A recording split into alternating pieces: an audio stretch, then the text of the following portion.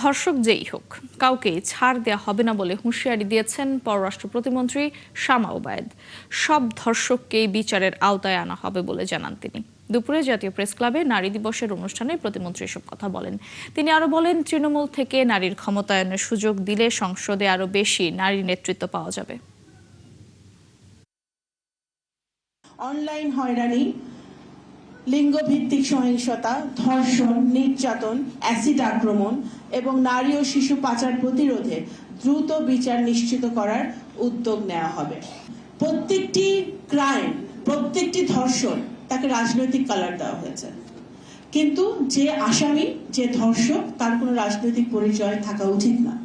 এবং সেটা বাংলাদেশ জাতীয়তাবাদী দলের সরকার, বর্তমান সরকার সেটা বদ্ধপরিকর যে আমাদের আইনের শাসন আমাদের এখানে প্রতিষ্ঠিত করতে হবে, যেখানে ধর্ষক যেই হোক, তার যে ক্রাইম করবে, যে অপরাধ করবে, তার বাংলাদেশের আইনে তাদের বিচার হতে হবে এবং বিচারটা তাড়াতাড়ি হতে হবে।